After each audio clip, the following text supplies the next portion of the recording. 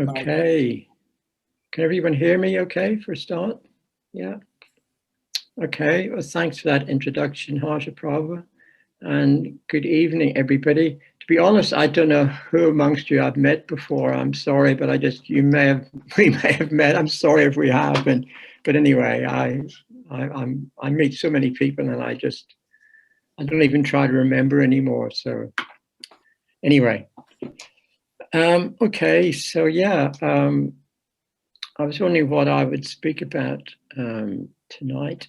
And anyway, I came up with virya in the end. It's virya, that's Sanskrit, or virya if you're in Pali. And virya means, well, I guess you've all heard about virya. Raise your hand if you haven't heard the word virya before. I don't expect any hands to come up, but yeah, all right, you've all heard about virya. All right, but I'm just going to remind you anyway, even if you have heard it, you won't have to listen to it all again.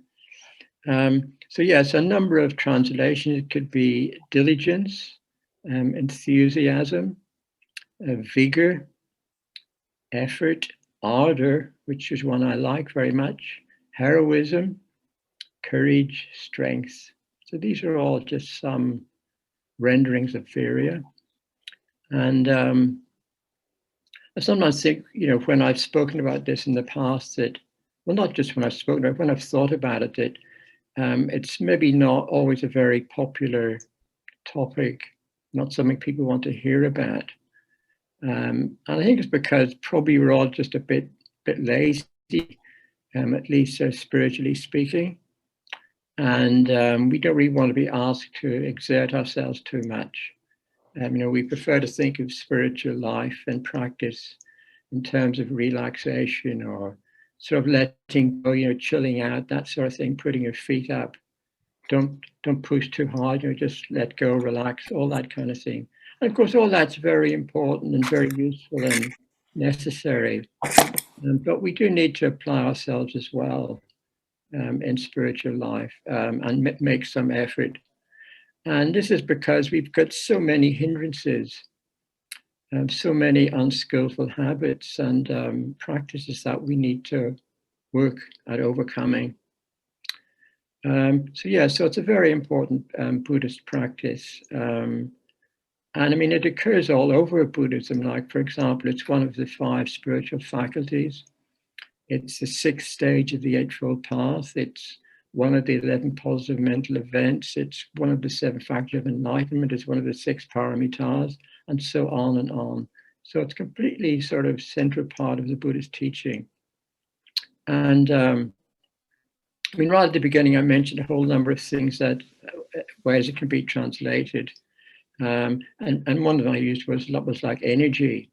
But it doesn't just mean kind of just energy in a gross kind of way. It really means like energy in pursuit of a positive goal.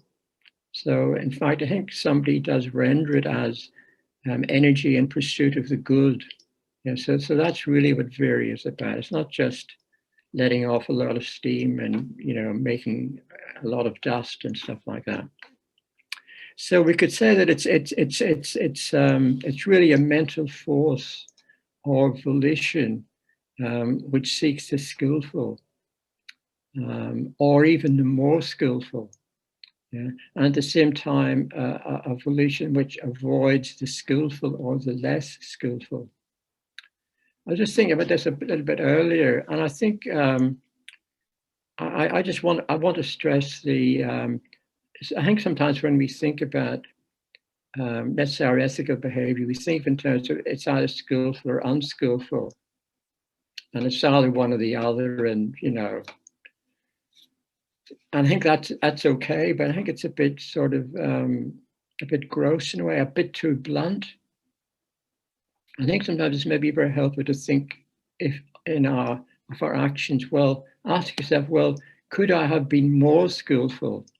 Not just whether skillful or unskillful, but could I have been more skillful than I was today in whatever I was doing? Or conversely, could I have been less unskillful?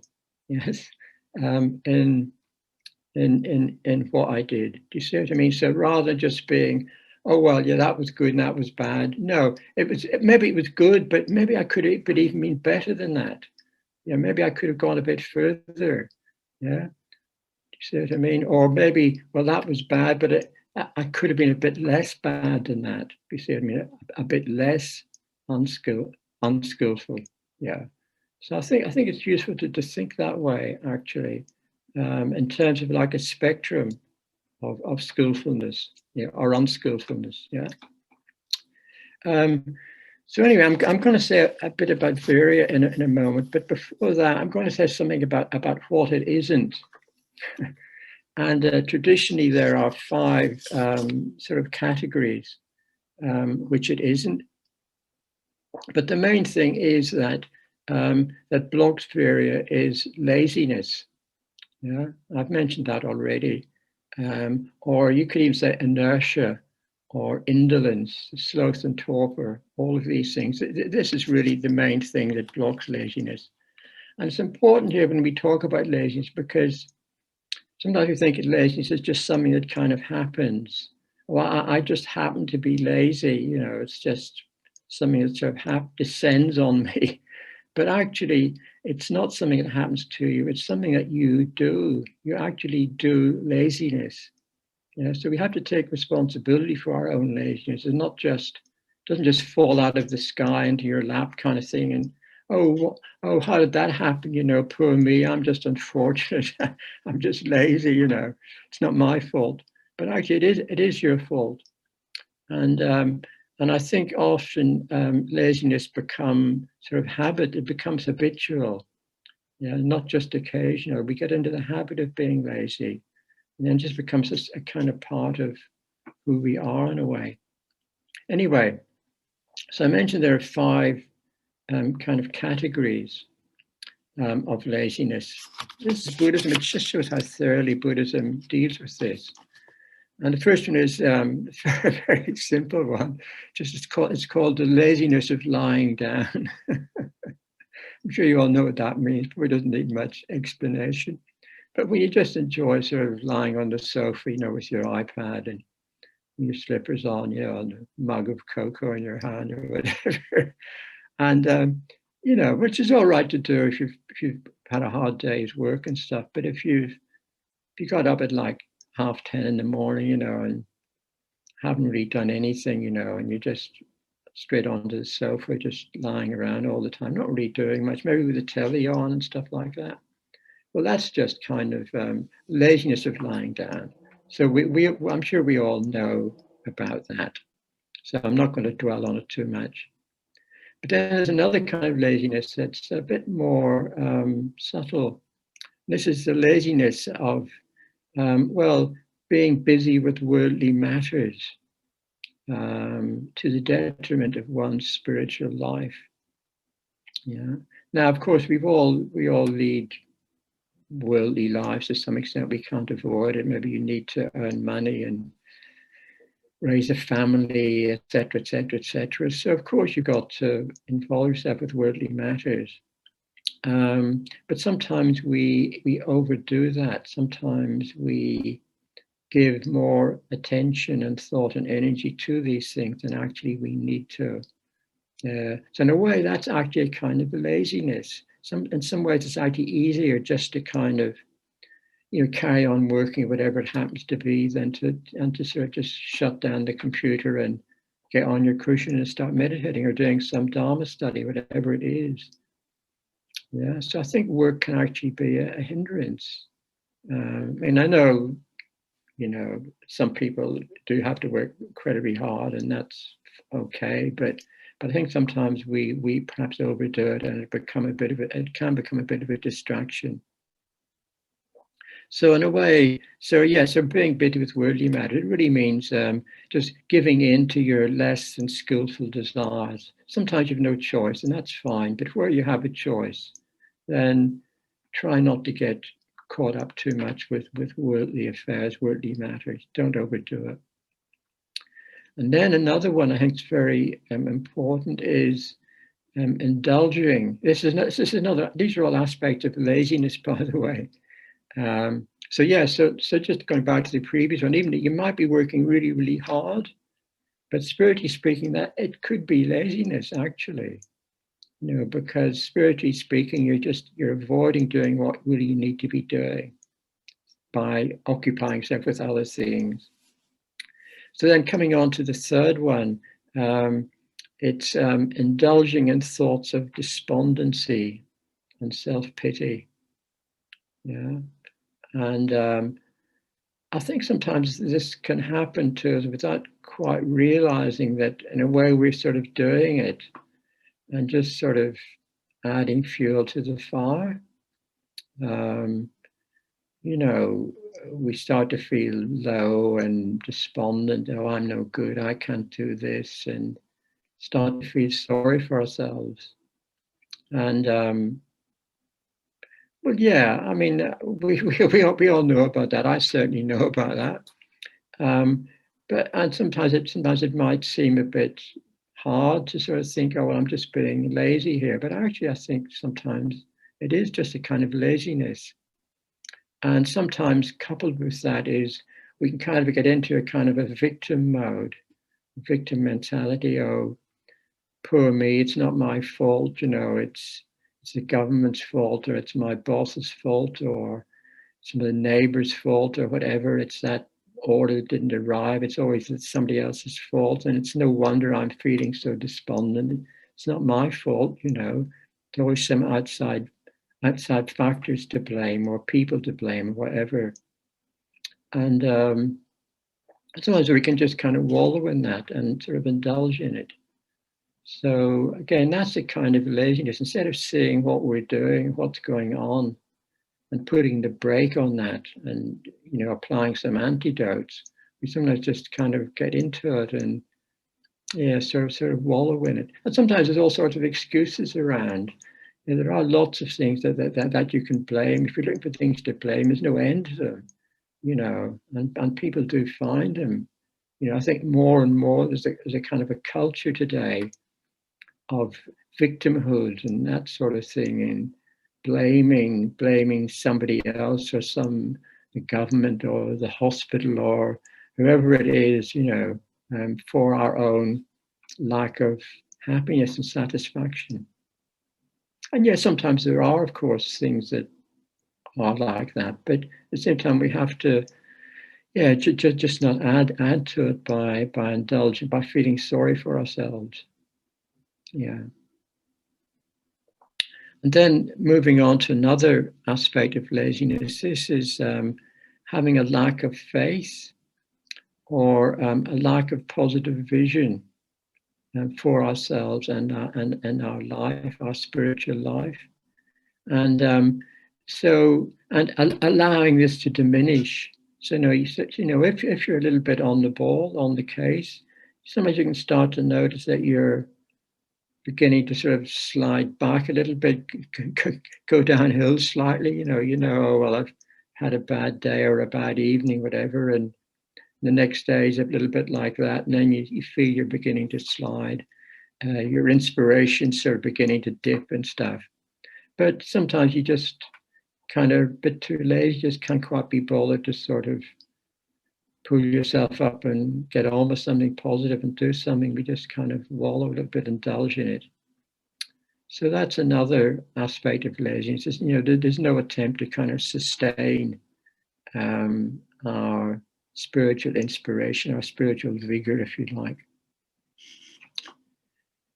Then another important one is procrastination. I'm sure, again, we all know about this. Oh yes, well, I know I should meditate a bit more. I must get on retreat. I should do a bit more Dharma study. I know I should call up my friend and have a chat or go for a walk or something like that. But you just sort of don't quite get round to it. You see what I mean? There's a sort of a subtle sort of resistance. It might not be like in your face. It might be quite sort of subtle. You just find little excuses for not quite bothering to pick up the phone or get the book out or close the laptop, whatever it happens to be. You just sort of put it off until the next time, or to some time when it's, when it's more appropriate or something like that. And and sometimes maybe, you do have to pick the right moment to do things, but sometimes you have to create those moments. Sometimes you just wait for the right moment to turn up. Well, it never does. You might wait forever, might be 10 years before the right moment arrives. Sometimes you just got to sort of, okay, look, I've got now, so let's just do it now. Yeah, why put it off to this evening or tomorrow or whatever? Yeah. So that's another. So these are all aspects of laziness. It's just kind of like an unwillingness, really, to actually just get to grips with spiritual life and practice. Do what we know we should be doing. What's best. So just in a more general way, I suppose we can say that if we're not making an effort to act skillfully, then we're being lazy. Yeah. Spiritual life is dynamic. So in a way, you don't just stop. Life is never static. So if you stop making an effort, you don't just sort of stay there on this nice little plateau you've got yourself onto. But you might stay there for a little bit, enjoying, the fruits of your erstwhile spiritual efforts. But then gradually, the momentum will start to flag, and you start to find yourself slipping back again. Yeah. And maybe you're back quite a long way. So you always need to be on the key. You need to keep topping up. This expression, like you top up your mobile, don't you? You mustn't get into debit. You just got to keep topping it up and never let yourself fall below a certain sort of limit, as it were. Okay, so I'm going to move on now to virya itself. And as I say, this is a force that overcomes this kind of laziness and inertia that I've just been talking about. So I'm going to talk, first of all, just briefly, because you know this a little bit already, I think, about where it occurs in the Eightfold Path. And it occurs in the Eightfold Path, the sixth stage. And there it occurs in terms of the four right efforts. These are four ways in which you can practice vigor. You probably know these, so I'll just say a little bit. But the first one is that you make an effort to eradicate unskillful mental states that have already arisen. So this means that, well, there are a number of ways you can do this. One is to just consider the consequences. All right, if I just continue to indulge this mental state I'm in, what's going to happen? I'm just going to sink more and more into a morass, or a quagmire of negativity or whatever it happens to be. So get myself out of this. I can't afford to indulge this. Yeah, there's always a temptation to indulge these things, but just need to see that and stop it. We can also try to cultivate the opposite. Yeah, we know this. If you're feeling ill will or aversion, whatever, well, just try and do a little bit of metta bhavana. Just stop and reflect on that. You can even just, if it comes to it, just suppress it. And you can do this, actually. I know sometimes people think you're not supposed to suppress emotions and things like that. It's psychologically damaging and dangerous. But I think that refers to repression, which is an unconscious process. But suppression is conscious. So all right, I'm in a bad mood, but I'm just not going to let it take me over. And just be determined not to do that. And you can do it. I've done it. I've done it a number of times, plenty of times, and it can be done when you have to. The trouble is we don't have to. So therefore, we're often just inclined to just be a bit sloppy and lazy and can't be bothered. But I think with effort, we can actually do a lot more than we think if we put our mind to it, if we really want to do it. Yeah. Another way, of course, is just, with time, you can just allow unskillful thoughts to pass.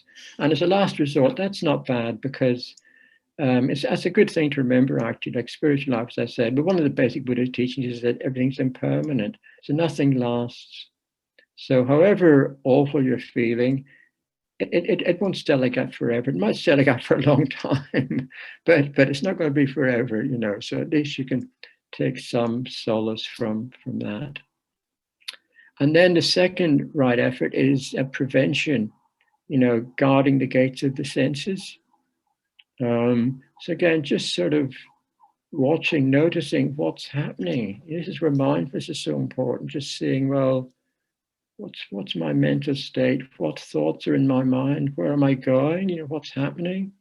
You know, you might say, well, actually, yeah, there's a bit of negativity there, or whatever, a bit of craving, da da da. So I just need to watch that and not let it sort of grow and, you know, start to dominate my mind and so on. Yeah. And so, of course, you know, conditions are important that you put yourself into. You know, I mean, if you're in unsupportive conditions, well, then, you know, that means that unskillful thoughts are much more likely to arise, and it'll be harder to prevent them arising too because of certain conditions.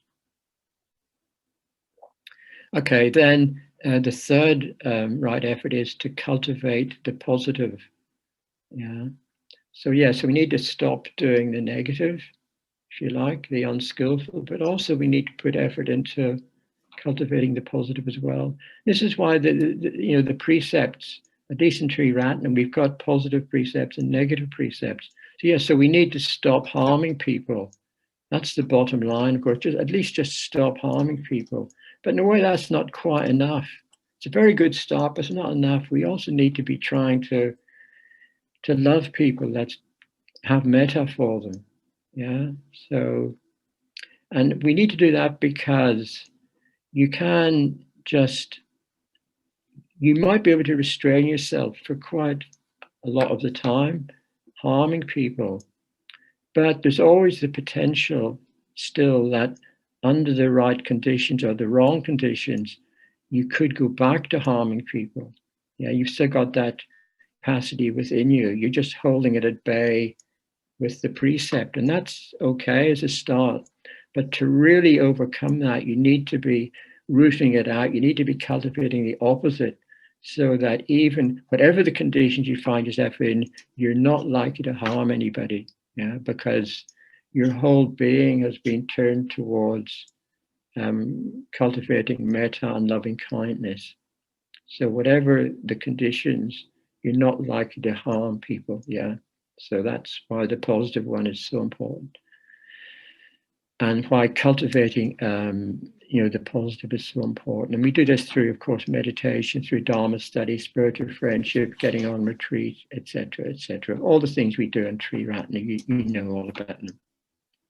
And then finally, the fourth effort is that we need to maintain all this positivity that hopefully we'll have built up. And again, of course, this is through what I've just mentioned. We do this through regular practice, just sustaining our efforts. Yeah. So it's a little bit like cultivating a garden. You have to get the weeds out. That's the first thing you do, and you apply weed killer to make sure they don't come back, to prevent them. Then you plant, your bulbs or your seeds, whatever it happens to be, and then you nourish them to make them grow. So it's a bit like, this is what the mind is like. Well, this is one way of approaching our mind, our spiritual practice. Okay, so you're probably, as I say, you're probably sort of familiar with the four right efforts, but I've got some other ways of looking at virya. And this is, again, this is from a traditional source. You might not be so familiar with these, but it identifies 5 kinds. Well, there's actually 6 kinds, but there's 5. I'm going to mention 6, actually. But anyway, so the first one is what's called protective virya, and the way this is put in the sutras is the virya that arrays one in armor. Yeah. So in other words, it's the virya that protects you against your own unskillful mental states. Yeah. So it's a little bit like a kind of a military metaphor.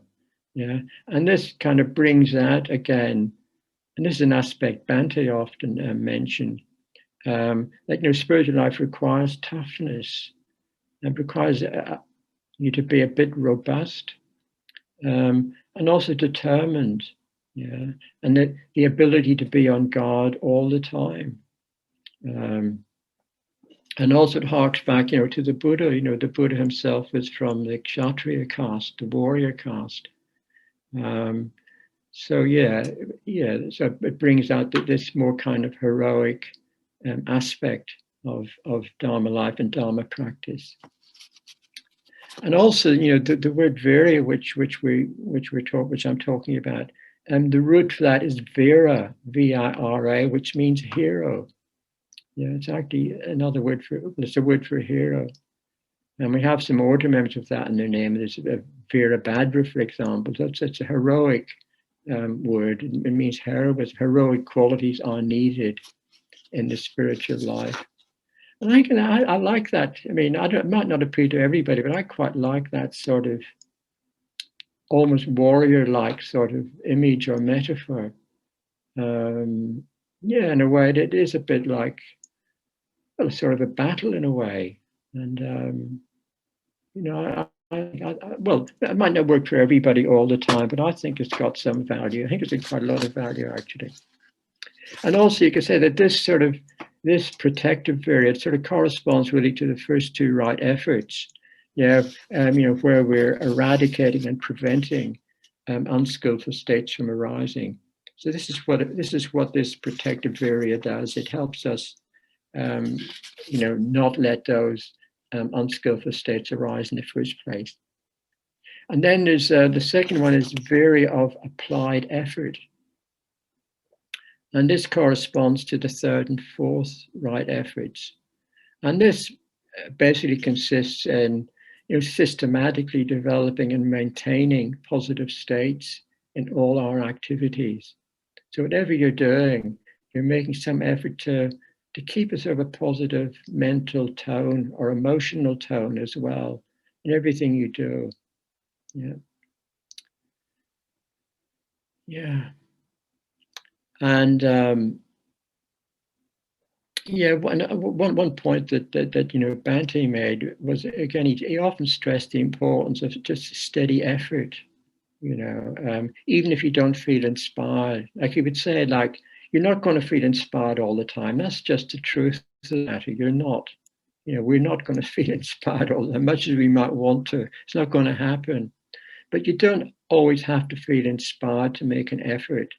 And sometimes you can just do it anyway, even though you don't feel particularly inspired. But his view was that if you just keep making an effort, then enthusiasm will sort of eventually come. But sometimes we like to wait until we feel like it, until we feel inspired before we do something. Sometimes just kind of doing it brings the inspiration, if you like. Yeah. It reminds me of that little, I think it was Beethoven or somebody said it, that creativity is 90% perspiration and 10% inspiration. Yeah. So it's not that this wonderful inspiration just descends on you and carries you away. No, you have to do a bit of legwork, if you like, a bit of heavy lifting first, and then maybe the inspiration will sort of come. Do you see what I mean? So so sometimes we just have to persist and just kind of carry on, even in the face of hardship and difficulty. In the faith, I suppose we do need a certain amount of faith here to sort of sustain us when things aren't going wonderfully well. Yeah. So you could say that, to give up because you don't feel inspired, that's just another kind of laziness. It's not about being all wonderfully inspired all the time. And I know that can be an issue. You think, oh, well, God, I've been meditating now for how many years and how many retreats, and it's just not happening. I'm just all a bit dull, really, and boring. But sometimes you just have to carry on like that, and but then eventually, I think you start to see it all in a different kind of light. You have a different perspective. Yeah, and I think this is where obviously you need friends and stuff can be very helpful sometimes, just to buoy you up and give you a bit of support when it's like that. Okay, then, yeah, the next one is a little bit like what I've just been saying. It's known as the virya that doesn't lose heart. Yeah. So this kind of calls for confidence in oneself and in one's potential. Yeah, you know you're not perfect and all that, but you know you're okay. You've made some progress, and you believe you can make more. You're confident you can make more. You trust the Buddha's teaching. You trust the Dharma. That if I, yeah, it's not easy, but if I just keep doing a little bit, if I just keep moving, just keep having a go, making an effort, turning up, I can make progress. I will. So it's good just to have to be confident in that. And it's not a race. Sometimes I think we compare ourselves to others and we think, oh my God, look at her, or look at him. My goodness, we came along at the same time, but they're like streets ahead of me, and they seem to be really doing incredibly well. And look at me, I'm just can't do the first stage of the mind, was the breathing, even without losing it. So we just need something to, in a way, just bear all this in mind. And it's not a race. You've got to be kind to yourself, yeah, and be confident in your own capacity to practice the Dharma and to make progress. The Buddha said we can all do it. We all have this same enlightened capacity. So to just believe the Buddha, yeah. Okay. And as I said before, avoid self-pity at all costs. Yeah. Okay, and then one more, actually a couple more. There's a virya that doesn't turn back. So yeah, I have alluded to this a bit already. So in other words, you don't abandon your quest when the going gets tough. Yeah, which it inevitably will. Yeah. Sometimes change can seem really, really slow. Sometimes, yeah, you just do need a little bit of resolve, a little bit of grit, a little bit of determination. Yeah, and yeah, just sort of confidence that, yeah, I'm not going to give up. I'm going to keep going. I mean, well, it wasn't easy for the Buddha. Just think of that. Even the Buddha struggled for years. He struggled for 6 years before he, well, many lifetimes before that, of course. But at least in this life, he struggled for 6 years. And I mean, he really did put himself through it in a way that we couldn't even dream of doing. I mean, anyway, I won't go into all that. I'm sure you know what I mean. Yeah. Okay. And yeah, and just in that connection to I just mentioned, I think I've touched on it already, but we need to sort of stop blaming other people and situations for our own lack of, or perceived lack of progress, or at least happiness, and for our sense of dissatisfaction and so on. I think that's not a good thing to do. And then again, just a couple more. Virya that is never satisfied. So yeah, so don't sort of put your feet up and think, all right, well, yeah, I've done a couple of retreats now. I can do the metta bhavana, I can do the mindful breathing. I know what the Eightfold Path is. I could tell you what that is, and so on. And so now I can just sort of, yeah, I've stopped harming people too. I don't steal at work anymore, and I don't use harsh speech so much. So yeah, I think that's I'm doing all right, and I think that'll do me. Yeah, yeah. I mustn't overdo it. I don't want to become too positive and too spiritual. So, but as I said, yeah, you can't sort of put your feet up in the spiritual life. So you're either going forward or you're going backwards. So yeah, we should always be, I suppose, working towards new levels of skillfulness. Yeah. Yeah. So maybe you were kind to that beggar today, or to your neighbor, or whatever it was, and you didn't use the F word to somebody today when you could have done, or whatever it happens to be. And that's good. But you can take that even further. You can be thinking about, how can I go even further with all of this? Yeah, be an even better person, better, you know what I mean, more skillful. Yeah, so enlightenment isn't just a fixed kind of state. It's like a sort of a horizon that you never quite get to. Yeah, so think of it more like that. Yeah.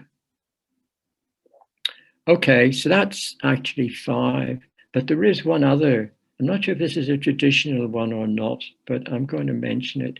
And you could call it compassionate vigor. And I really like this, and I think it's a really, really useful one.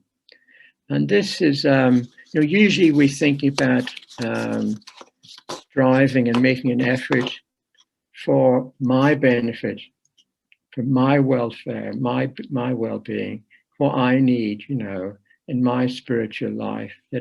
That's how we think, isn't it? And that's natural, of course, that's how we think. But sometimes maybe quite a lot, if we can, it might be more useful and helpful if we start to think, well, I'm not just doing this for me, or maybe I'm not even doing it for me. I'm just doing this for all beings. This is for the welfare of all beings, not just me. So even if you don't give a toss about yourself, think about other people. Maybe you think, well, I don't really care what happens to me in my life. I can go down the plug hole.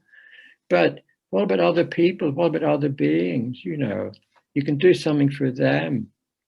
Yeah. So this kind of plugs into, if you like, the Bodhisattva ideal, the whole idea of spiritual life and practice being it's to alleviate suffering in the world. It's not just your suffering or your pain or your dukkha.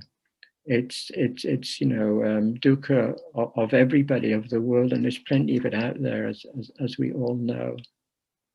Yeah, so I think that's really, really useful, because I think sometimes maybe we if you're just thinking about yourself, well, if you've got a poor self view and all that kind of thing, you think, well, I just can't really be bothered today. All right, maybe you can't be bothered for you, but think about other people. All right, well, all right, I don't care about me. I'm useless anyway, but at least I can do something for other people. So maybe you can start cultivating that sort of motivation a bit more. Yeah. Okay, so I'm nearly finished now, and